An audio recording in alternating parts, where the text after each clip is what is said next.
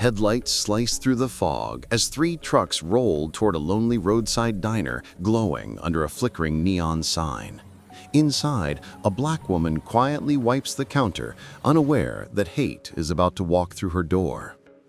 The night was still, broken only by the hum of a neon sign flickering outside Mary's roadside diner. A thin fog rolled off the asphalt, swallowing the highway that stretched endlessly into the dark.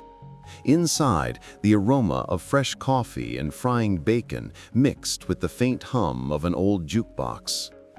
Then, headlights. Three trucks pulled up, engines growling like beasts. The laughter inside them wasn't joyful, it was the kind that carried hate. Mary glanced at the window, wiped her hands on her apron, and whispered under her breath, "Not tonight." But fate had already decided otherwise. Mary had run the diner for nearly a decade, tucked between long stretches of forgotten road and whispering pine trees. It wasn't much, but it was hers, a safe haven for tired travelers, truckers, and locals who needed a warm plate and a kind word. But lately, safety had become a memory.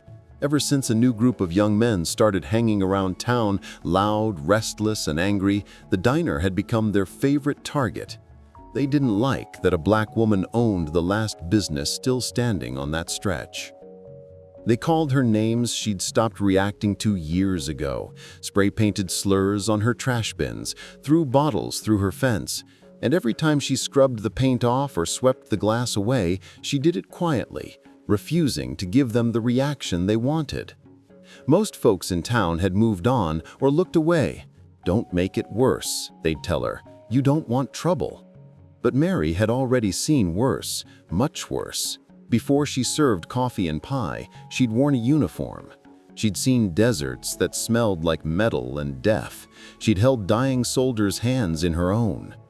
No one in that quiet town knew who she'd once been. She never bragged, never told stories. And tonight, as those trucks parked outside her diner, the past she had buried under layers of peace and patience began to stir, like a storm building far off in the distance.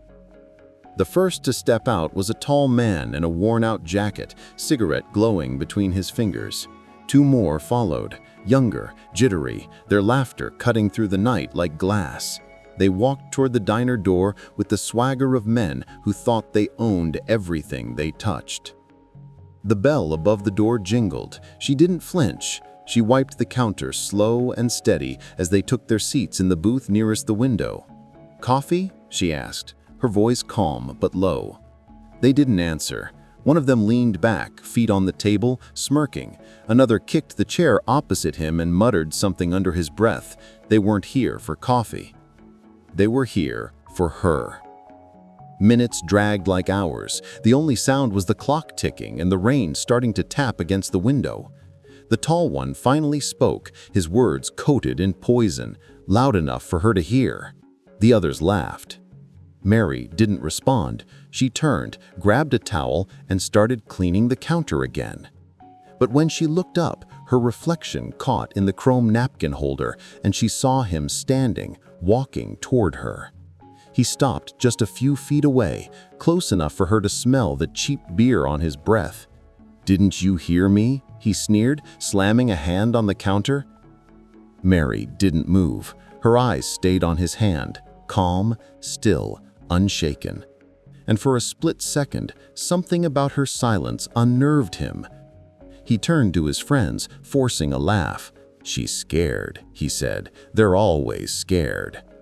But Mary wasn't scared. She was calculating, measuring distances, noting exits, watching hands, not faces.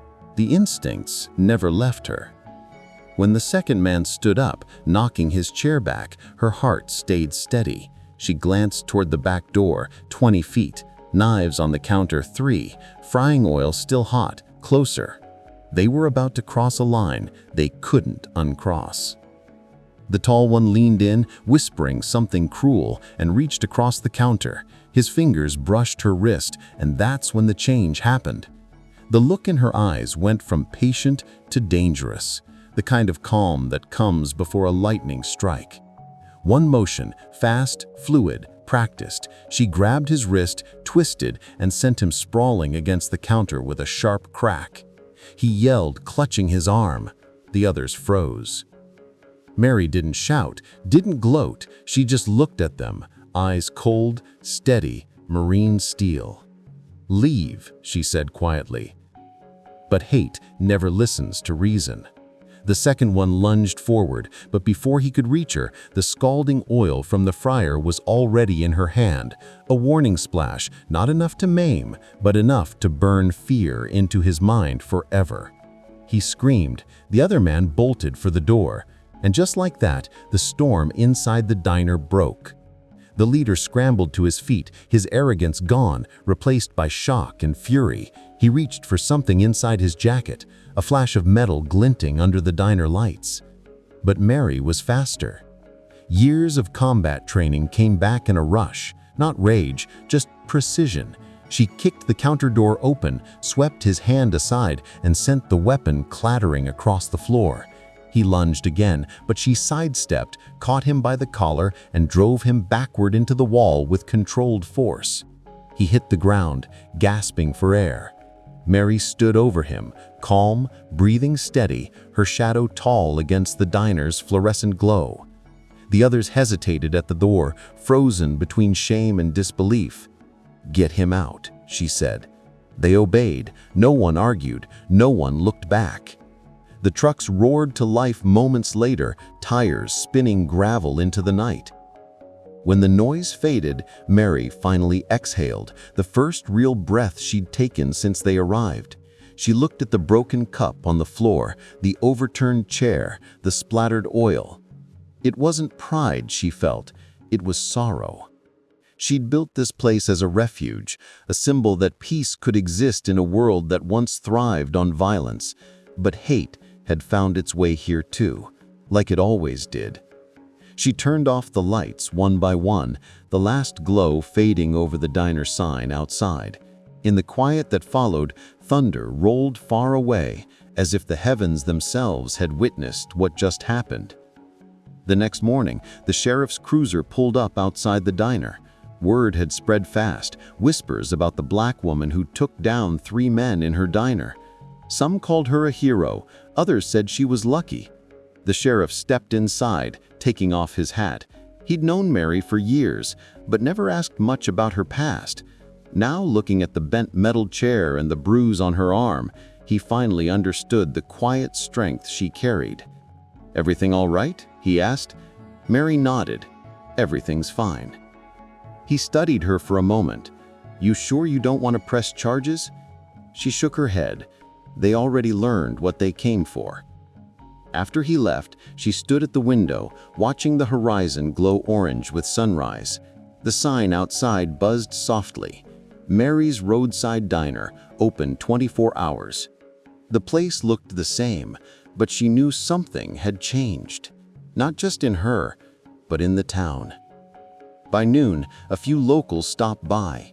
Some avoided eye contact, others smiled sheepishly, leaving bigger tips than usual. The word respect had finally replaced the whispers.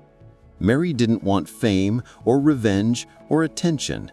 All she ever wanted was peace. But sometimes peace demanded strength, the kind born not from anger, but from survival. That night, as she closed the diner again, she paused at the door looking out into the quiet road. The fog had returned, rolling across the asphalt like a memory. She took a deep breath and whispered, "Semper Fi," before turning out the lights. Because some battles never truly end, they just change uniforms. And sometimes the bravest thing a soldier can do is open a diner in a world still learning how to love. Would you have stood your ground or walked away?